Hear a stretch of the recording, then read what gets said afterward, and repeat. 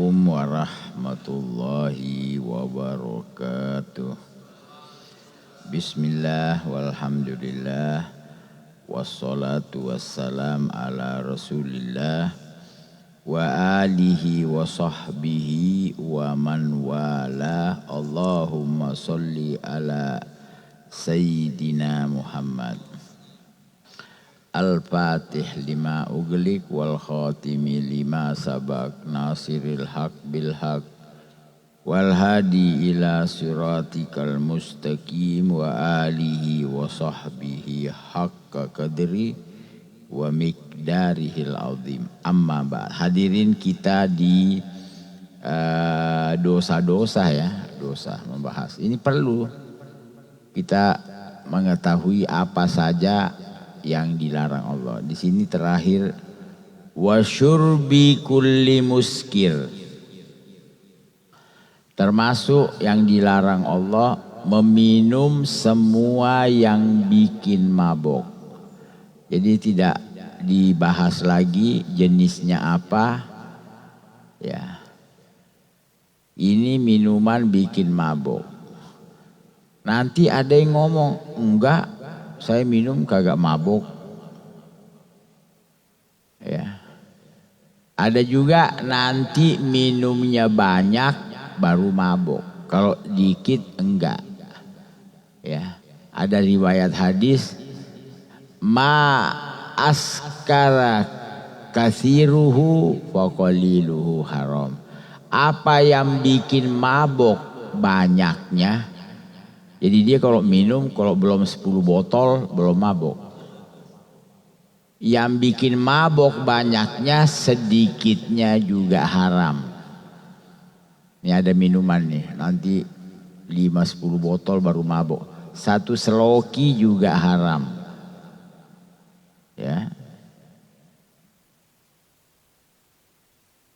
Wa qala sallallahu alaihi wasallam, telah bersabda Nabi, man syariba khomron, siapa orang yang minum khomer. Khomer itu menutup akal. Ya mabuk, orang kalau mabuk kan akalnya ketutup. Artinya tidak berfungsi normal. Siapa yang minum khomer, saqahullah, Allah akan bikin, beri dia minuman min jahannam, di neraka jahannam. Min hamim. Hamim ini air panas, di luar biasa panasnya. Itu ada di neraka. Ini kalau orang minum hamim, itu ususnya hancur. Wa qala sallallahu alaihi wasallam, telah bersabda Nabi, mudminu homer, orang yang mudmin itu rutin atau candu, selalu dan selalu minum homer, ya mudminu homer. In mata, kalau dia mati, laki Allah, nanti berjumpa dengan Allah di hari kiamat, ka'abi diwasan, sama dengan penyembah berhala. Karena orang nyembah berhala ini kalau diamati kayak orang mabok. Batu disembah. Berarti enggak normal kan otaknya. Ngelihat kagak, dengar kagak, tapi disembah. Ai, mabok nih orang. Itu. Ya, sama dengan penyembah berhala. Nah ini sekarang kita berikutnya wa akilu malil yatim. Ya, kategori dosa besar juga makan harta anak yatim. Nah ini ada bahasa makan. Ada orang dia nggak makan hartanya anak yatim, cuman ngambil duitnya. Lalu duitnya dipakai buat bayar listrik. Kan gak dimakan. Gimana kira-kira? Ya. Ya, jadi jangan bilang, wah enggak, anak enggak makan jadi dia ngambil harta anak yatim. nggak dimakan, ya, buat dipakai buat beli umpan mancing, buat apa lagi, walhasil dia nggak makan. Ya enggak lah, artinya mengambil. Mau diapakan tetap dihukumi makan harta yatim. Dan ini yang makan harta yatim itu kebanyakan orang dekat. Iya, iyalah. Karena arti yatim ini anak yang bapaknya meninggal belum balik. Ini ada satu keluarga, bapaknya meninggal. Ninggalin anak, ada yang dewasa, ada yang masih kecil. Berarti yang kecil anak yatim. Yang dewasa udah enggak. Biasanya yang ngambil duitnya kecil yang ini. Ya kan jarang orang jauh. Ya kan? Orang jauh kan jarang makan harta anak yatim. Yang meninggal bukan bapaknya kan enggak mungkin mampu mendekati itu harta. Ya makan paling kalau enggak kakaknya yang tua, pamannya deh, paman apa orang dekatnya. Kalau enggak saudaranya, pamannya.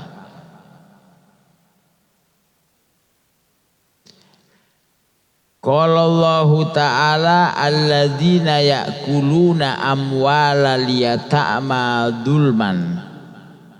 Sesungguhnya orang-orang yang memakan, ya mengambil maksudnya ya, harta anak yatim secara zalim. Innama ya'kuluna fi butunihim naro. Sesungguhnya yang dimakan itu, yang masuk ke perutnya adalah api. Ini bukan api neraka dulu ya, api. Wa sayaslawna sa'iro. Nanti di akhirat dia masuk ke neraka sa'ir. Berarti orang makan harta anak yatim di dunia ini udah makan api. Makanya hati-hati yang suka panas dalam tuh. Jangan-jangan nyerempet harta anak yatim tuh. Karena dulu ada kisah, ada satu pelayaran, mananya angkutan laut. Ya, penumpang banyak di laut. Banyak, kita juga ada kapal-kapal. Di tengah laut, Masya Allah, ngedapetin ikan gampang. Mancing ikan, Masya Allah, ikan seger-seger. Ya. Tapi nggak ada api. Masa makan ikan mentah kan ini nggak nerima gitu kan, kita nggak kuat. Jadi harus paling nggak dibakar lah. Dibakar kan perlu api. Di tengah laut nyari api kan tidak gampang. Di penumpang ini ada satu syekh, Masya Allah, ada ilmu agamanya, mengerti. Dia bilang, wah penumpang, ini ikan nih banyak nih, kita nggak bisa makan, perlu api. Saya mau tanya jujur, siapa dari kalian yang pernah makan harta anak yatim? Waduh, apa urusannya ikan mah? Akhirnya namanya orang bilang, kita kalau begini nggak makan ikan, sia-sia, mentah. Kita boro-boro makan, deketin aja amis, ya kan? Ikan mentah. Ada satu penumpang maju, saya guru, saya pernah makan. Karena begini, kamu niup, keluar api dari mulutnya. Akhirnya bakar ikan akhirnya. Jadi ayat yang mengatakan orang yang makan harta anak yatim itu di dalam dadahnya ada api. Ya biasanya reaksinya ya kadang tahu-tahu di sini panas. Ya panas dalam. Akhirnya beli larutan, bukan larutan toil. Lu taubat sama Allah. Yang ngilangin itu. Nah ini memakan harta anak yatim. Ya Allah, ini hati-hati kita nih. Kadang orang nggak sengaja makan harta anak yatim. Ini contohnya ya, ini ada satu orang meninggal, ninggalin anak, harta ada. Itu yang nguasai saudara, anaknya, adiknya tidak dikasih bagian, bisa aja atau kurang deh. Itu kan makan harta anak yatim tanpa terasa. Dia nggak rasa, dia makan harta saudaranya sendiri. Makanya orang dulu tuh hati-hati banget. Ya, karena orang kalau udah meninggal itu harta jatuh ke ahli waris. Ini ada satu orang sakit. Ya, dikunjungin oleh sahabatnya. Ya, akhirnya dituntut meninggal. Begitu ini orang meninggal dia bilang matiin ini lampu. Dulu lampu minyak, lampu pelita, matiin. Kenapa? Ini minyak udah jatuh ke ahli waris. Udah bukan punya yang ini. Jadi jangan nyalain. Kalau tetap dinyalain berarti kita ngambil faedah dari hartanya anak yatim. Kan yang punya anaknya. Bisa gitu ya. Gimana nih urusan?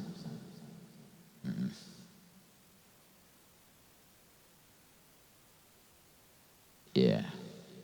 Innalladzina mereka yang makan harta anak yatim sesungguhnya makan api dan dia akan mencapai neraka. Qala Qatadah.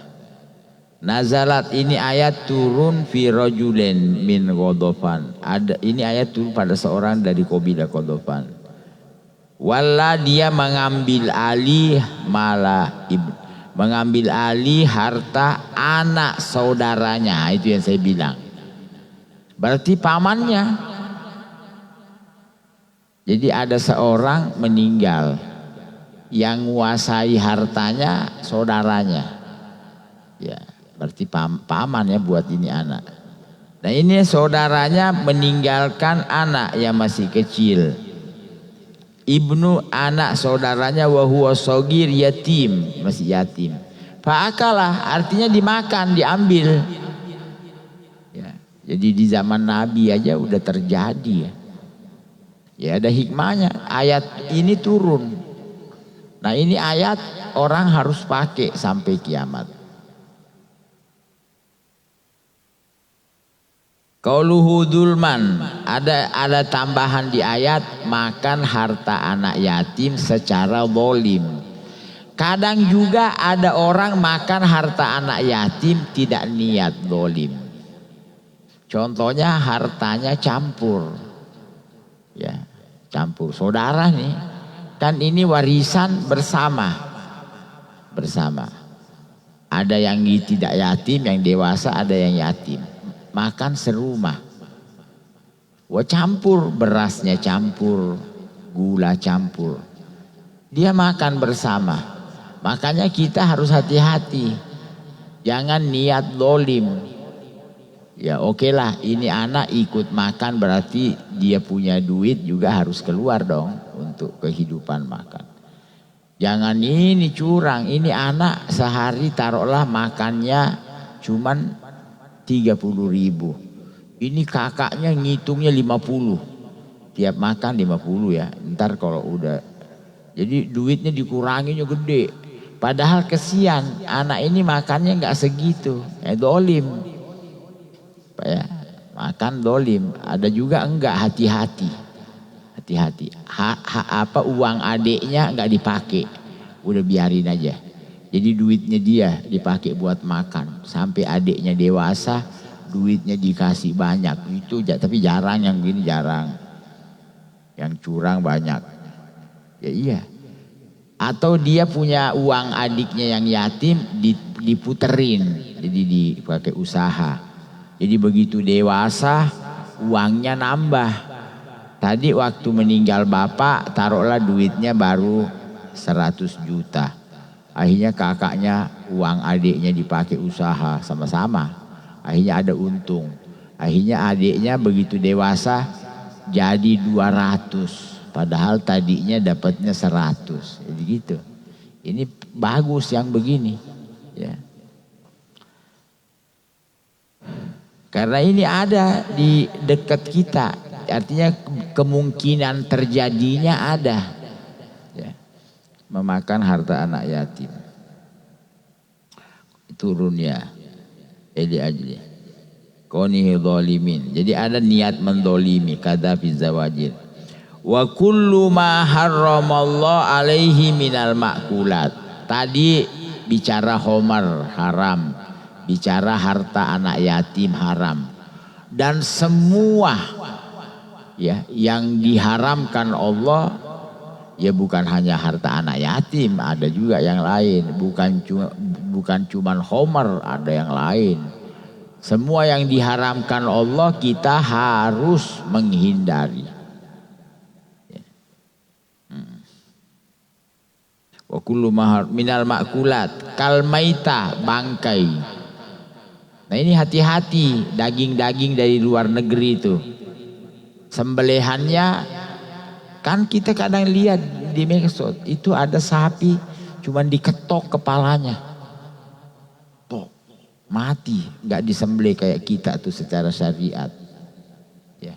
Ada ayam kita lihat belum disembelih langsung di blender. Ya, langsung jadi daging sosis. Hati-hati ya, jangan bangga lo makan sosis. Apalagi produk Israel, tambah deh. Ini kan bangkai, nggak boleh. Ini bukan cerita. Apa sih sekarang yang nggak bisa kita lihat? Itu kita lihat ayam yang masih kecil-kecil tuh, nggak, siapa yang mau nyembelih ayam kecil? Langsung masuk blender, keluar deh tuh, nanti bulu-bulunya terpisah. Nah itu yang dimakan orang tuh, beli makanan-makanan siap saji segala tuh. Sembelihan itu bangkai haram dimakan. Ya, jadi bangkai itu yang madzubiha bighairi dzabhi syar'i, yang disembelih tidak dengan cara syariat. Jadi hati bangkai itu, atau ada tiba-tiba mati gitu. Mati. Banyak juga orang yang produk ayam tuh. Ada kan yang mati. Mati langsung digabung aja udah. Kagak mau rugi. Makanya orang kalau hati-hati mau makan ayam beli yang hidup. Terus jangan langsung disembelih.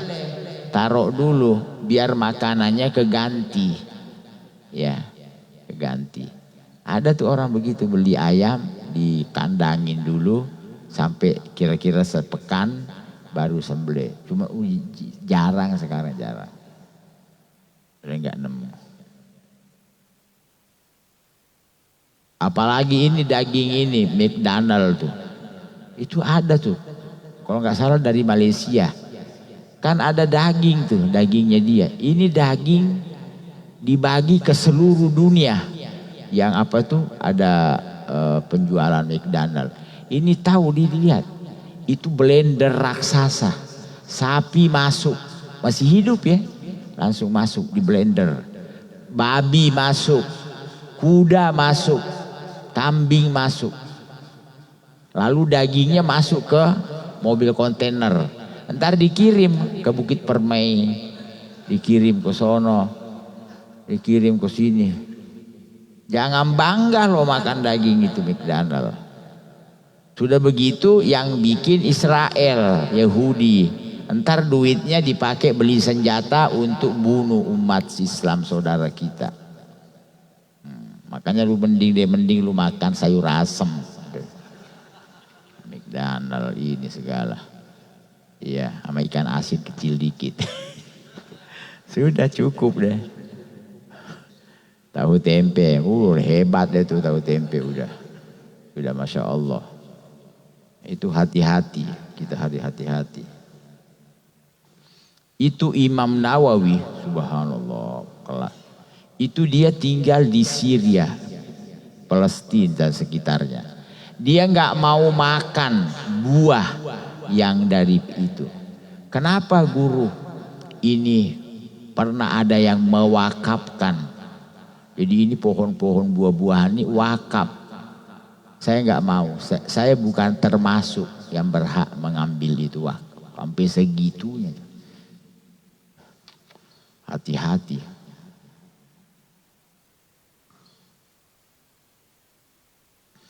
Ini makanan ini di samping berbahaya di dunia, belum lagi siksa akhirat.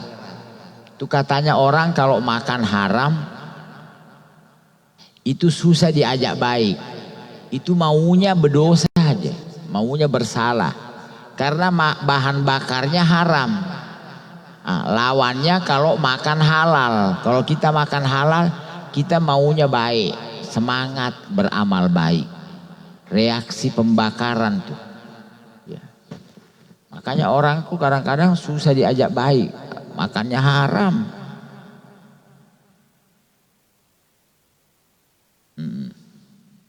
Ya, wadam, darah, hati-hati. Darah. Ini sekarang banyak tuh darah dijual marus, kayak tahu. Ya. Darah haram. Wal afyun, afyun ini maaf ganja, ya, daun-daun yang bikin mabuk. Wal hasis ya, ini heroin, pil ekstasi, banyak tuh macam-macam. Ini ada bukunya ya, ada seorang penulis kalau nggak salah, Dadang Hawari. Itu perlu tuh, biar kita kagak ketipu. Ntar ada yang ngasih itu tablet, dikira Panadol, ternyata ekstasi. Perlu dipelajari juga tuh. Jangan ini sekarang nih, anak sekolah nih, anak kecil permen tuh, isinya narkoba. Loh, namanya pedagang. Bagaimana sekarang biar laku? Ya harus nyari konsumen. Konsumennya gimana caranya? Ya iya, pertama digratisin dulu. Kalau udah gratis nyoba, nyari deh tuh, nyari. Ya Allah, nakutin ya sekarang dunia. Apalagi Cina tuh, ya Allah. Pernah kan dulu pembangunan itu tiang-tiang cagak buat bangunan, isinya narkoba semua. Pilihan tuh Cina tuh. Nah semua nih. Selain yang itu kan, yang satu kan sekarang dipojokkan, ya, karena dia tidak mau memihak ke oligarki. Dia doang tuh yang nggak mau, yang lainnya udah langganan semua. Bukan kampanye ya, tapi kan kita bisa lihat sudah, artinya kita kan nggak bodoh-bodoh banget ya Ji ya. Sudah, artinya kita bisa lihat. Soalnya kan dicegal betul. Kalau perhitungan sih udah menang, cuman curangnya ini nih, emang tukang bohong semua.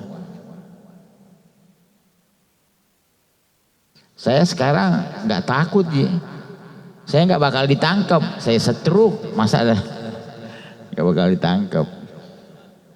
Kata polisi ya, ini Habib nyusahin. Siapa lagi yang mau ngantar ke toilet ini? Kita ngomong deh sekarang juga. Makanya hati-hati Ustadz yang sehat-sehat ngomong ketangkep loh. Iya. Makanya kalau Allah ngasih apa-apa kita bahagia aja deh, senang aja. Ada hikmahnya sudah. Termasuk mungkin ada rencana kawin. Bini nggak curiga, nggak mungkin Habib kawin stroke. Ternyata jadi juga tuh stroke. Kan lumayan ya, lumayan. Ekstrakurikuler. Ya, kita kembali ke bahasan kita, makan semua. Ya. Hasisa itu ganja, artinya daun-daun. Ya ini. Nah ini daun-daun, ya Allah. Ada di mana-mana deh. Al-muskira yang bikin mabuk. Wal masyrubat, minuman, termasuk wal baul, maaf. Air kencing, air seni, haram tuh. Sekarang sudah mulai ada pengobatan. Ya, air kencing dijadikan obat. Ya walaupun itu obat, tapi kan nggak boleh. Memang nggak ada lagi yang lain.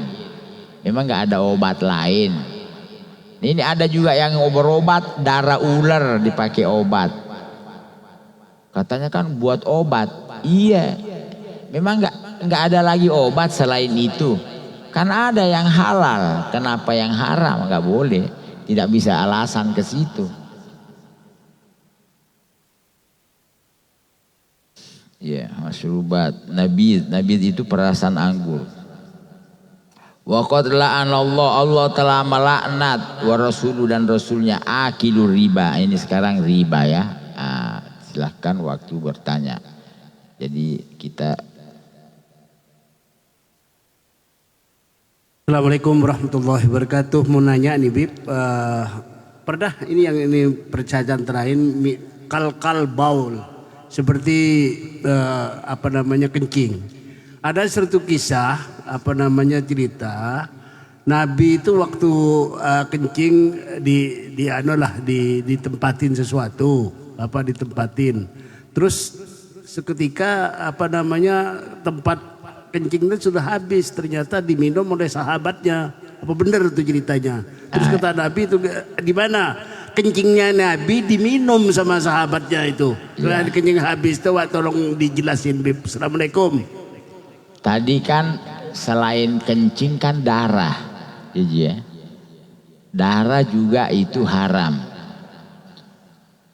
Cuman Nabi ini punya kekhususan. Ini sebelum kencing dulu nih saya bahas. Nabi pernah melakukan bekam, hijama, paham? Itu yang darah yang keluar dari ini. Banyak tuh yang pintar, hijama namanya. Ada darah dari punggung Nabi. Dia panggil sahabatnya Abdullah bin Zubair. Ya Abdullah, ini do min haitsu la yarok. Ini darah saya, taruh kira-kira kagak dilihat orang. Ya artinya dibuanglah. Sahabat Abdullah tidak tega membuang darah Nabi sembarangan. Ditaruh sini, gak pantas. Akhirnya dia mengambil kesimpulan darah Nabi diminum. Setelah diminum, ngelapor. Sudah ya Rasulullah, saya udah taruh, gak ada yang bakal lihat. Minum. Ini Nabi langsung menebak. La'allaka syaribta. Kamu minum ya? Ya diam ya, iya minum. Di sini Nabi enggak bilang, oh salah kau Abdullah. Itu kan darah, haram. Ya, ini haram kalau darahnya Haji Marzuki. Kalau darahnya Rasulullah tidak. Ini namanya khusus beliau. Malah waktu darah Nabi diminum oleh Abdullah bin Zubair, kata Nabi kan gak bilang, oh salah ente ya Abdullah, wahai sahabatku itu haram. Apa kata Nabi? Man khalata damahu bidami lam tamassuhun nar. Siapa orang yang darahnya campur dengan darahku tidak disentuh neraka. Ini lain. Ya itu juga riwayat yang ada yang meminum ini. Tidak sama dengan yang lain. Jadi khususiyah namanya. Allah kasih kekhususan. Ya udah terjawab dah. Ya, ada lagi silahkan.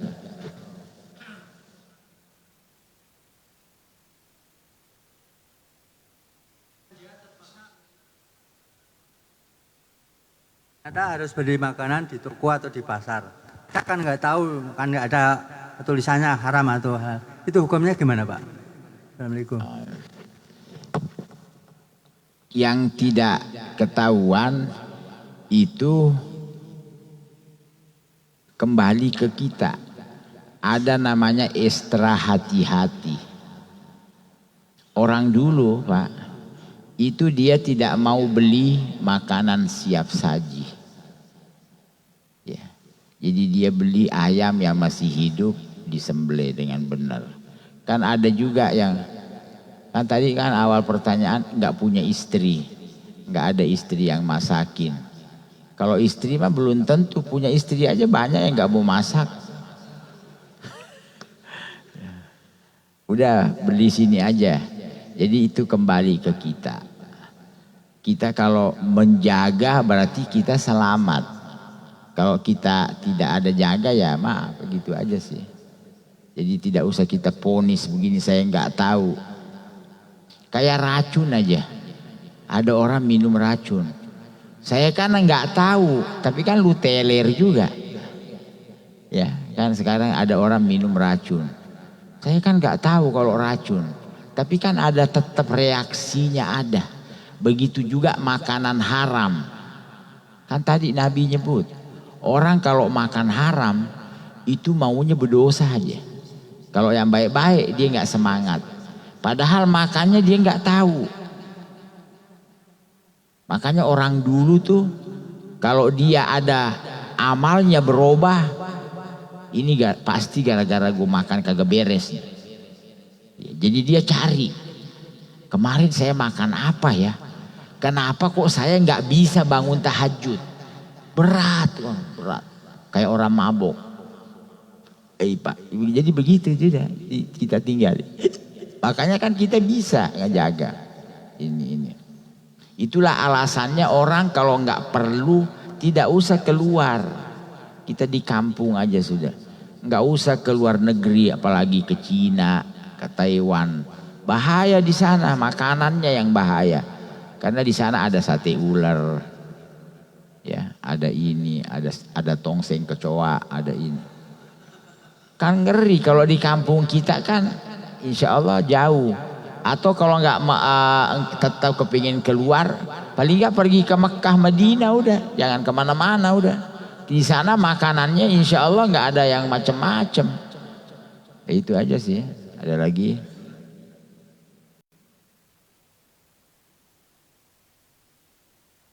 Assalamualaikum warahmatullahi wabarakatuh. Menyangkut mengenai makanan, sekarang ini kan seperti Indonesia sudah ada kayak Majelis Ulama BPOM, dan seperti kasusnya McD itu, McDonald itu, mereka ada label halalnya. Dan apa yang Ustadz katakan tadi, saya juga pernah melihat bahwa daging utuh itu dicincang pakai mesin gerinda besar gitu. Nah, jadi ya udah paham. Ya. Nah, tidak usah dengerin MUI label halal. MUI juga dibayar sama Jokowi, dibayar sama Taipan. Jangan jadikan patokan itu fatwa MUI, jangan. Kita alhamdulillah kita bisa rujuk. Ya. Udah jangan deh ya, nggak usah. Ya jadi gitu aja. Jangan ini ada babi label halal, habis deh kita dah. Jadi panduan umum kepada masyarakat itu kepada siapa kita? Atau kita berinisiatif sendiri?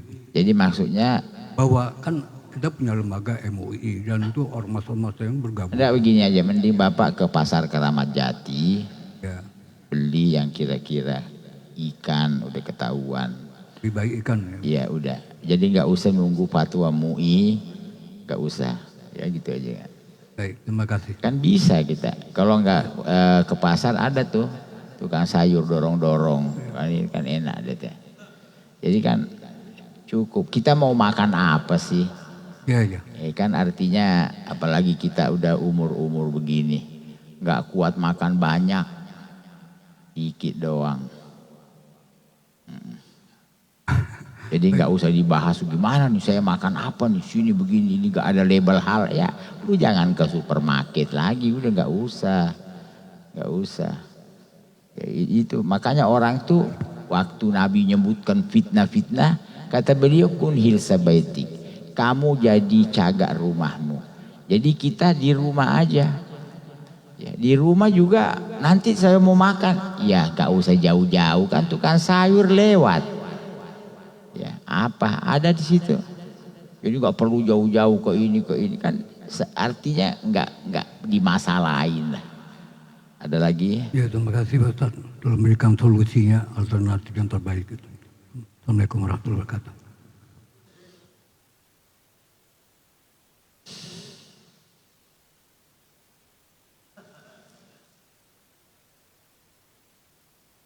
Assalamualaikum warahmatullahi wabarakatuh. ada kawan saya seorang laki-laki berumah tangga punya adik yatim piatu. Itu dia yang bertanggung jawab untuk memberi makan, nafkah, sekolah dan sebagainya. Dan dia juga ikut makan. Ya. Ini bagaimana, Bib? Apakah dibenarkan? Apakah itu makan anak yatim? Makan harta anak yatim termasuknya? Padahal dia membiayai sekolah, makan dan sebagainya. Minta penjelasan, Bib. Terima kasih. Assalamualaikum warahmatullahi wabarakatuh. Enggak, ya makan kakaknya. Semuanya makan. Ya, yang tertua punya adik-adik, kemudian adik-adiknya itu kan dapat harta sama dianya juga. Kan kakaknya dapat bagian juga. Kan dia ahli waris juga. Jadi dia makan bareng gitu. Kan tadi kan udah bilang nggak apa-apa makan bareng tapi jangan niat dolim. Ya kan adiknya ikut makan. Taruhlah jatah adiknya makan itu kayak saya sebutin 20-30 ribu. Tapi kakaknya ngitung, ini adik saya makan ditulis 100 ribu. Terus makan lagi. Jadi begitu udah dewasa duitnya dikasihnya dikit. Mana duit saya? Sudah kamu makan. Nah ini yang nggak benar. Tapi kalau dia makan sesuai dengan perhitungan kan ada sedikit lebih salahnya. Kadang lebih, kadang kurang. Kan yang penting niatnya tidak mendolimi gitu loh. Nah, apa? Sudah selesai kan? Iya. Tumbeng pertanyaannya Pak Malik nggak seru. Iya, ada lagi.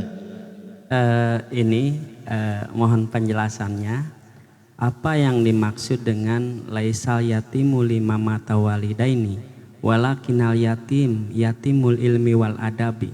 Jadi sesungguhnya yatim itu bukan saja tidak mempunyai orang tua, tetapi tidak mempunyai ilmu dan adab. Ini maksudnya apa, Bib? Iya, itu kan istilah. Kalau bicara syariat, Nabi katakan la yutma ba'dal bulu. Tidak ada yatim setelah balik. Ini belum bicara ilmu. Memang ada bentuk itu bukan syariat itu, bukan pokok. Bukanlah yatim yang bapaknya meninggal, tapi yang yatim yang tidak punya ilmu. Bagaimana? Ini nggak masuk ke syariat. Kita bicara syariat dulu. Ini urusan hakikat namanya. Memang benar. Tidak usah bicara ini sekarang. Kan bahasa yatim yang bapaknya meninggal. Tidak ada yang ngasih nafkah lagi. Ada sekarang bapaknya hidup tapi kayak anak yatim. Ini ada bapak mancing aja kagak balik-balik. Akhirnya anaknya kayak anak yatim. Makanya jamaah nih yang biasa nyantunin anak yatim, anaknya itu kasih tuh. Kasih juga santunan. Nanti bilang kan dia bapaknya masih hidup, iya kayak mati, kagak pulang di empang. Mancing. Jadi ini kalimat ini tidak bisa dimasuk. Kita bicara fikih dulu, fikih. Fikihnya begitu. Fikih yang yatim itu yang bapaknya meninggal belum balik. Itu fikihnya. Adapun anak ini tidak punya ilmu, ya yatim ilmu. Itu dari segi bahasa. Tapi kita tidak masukkan dulu ke sini. Sekarang ada orang, Masya Allah, duitnya banyak, anak yatim nih, duitnya banyak. Tapi dia tidak punya ilmu. Ya, terus kita, ya enggak lah kalau bahasa laisal yatim, yang meninggal ayahnya, ibunya. Tapi yatim itu yang tidak punya ilmu dan sebagainya. Itu makolah namanya ya. Kalau kita ini bicara hukum. Ada lagi silahkan. Kasih mic tuh. Biar kedengeran.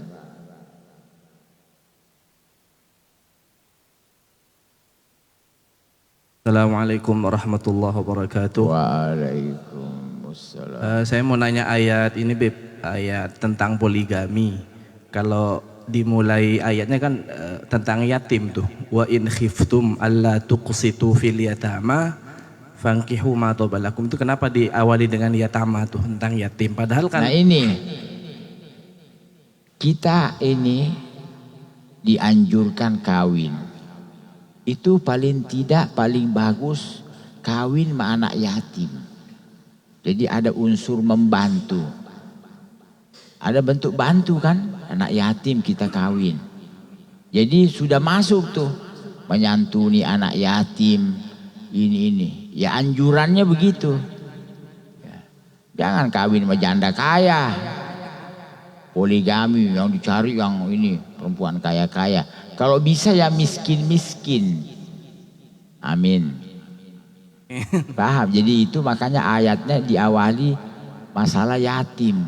Lalu Allah daripada anak yatim itu terlantar kesian.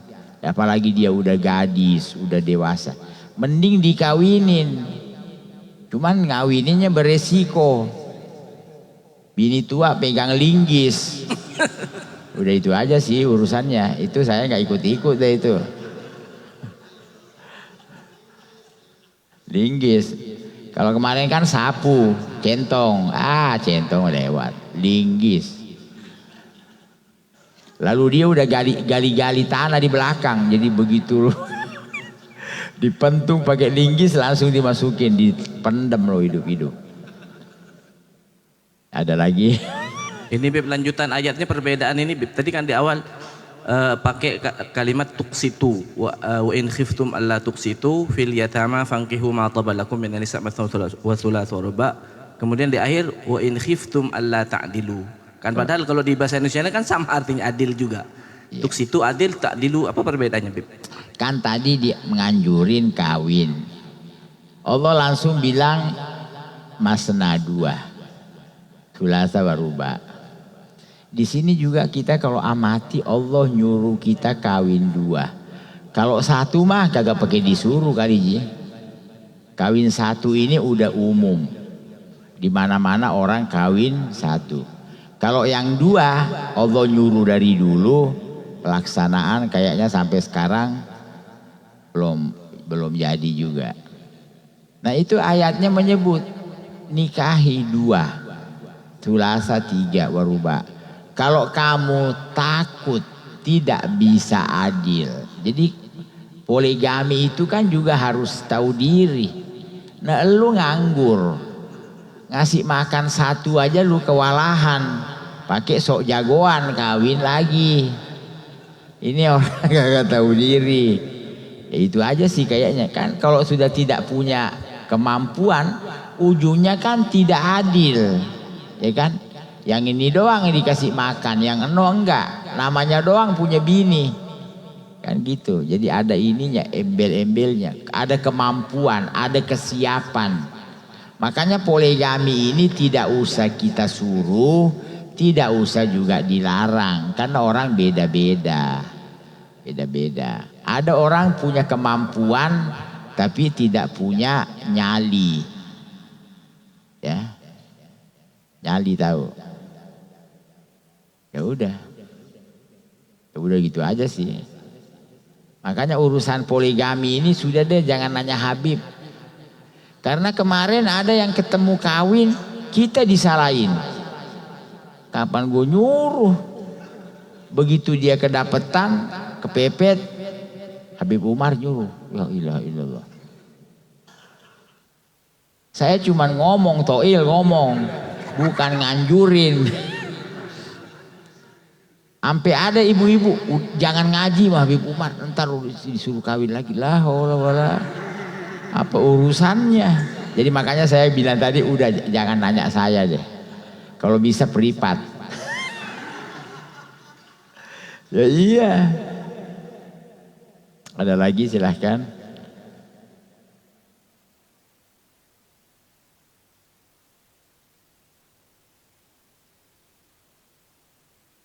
Cukup.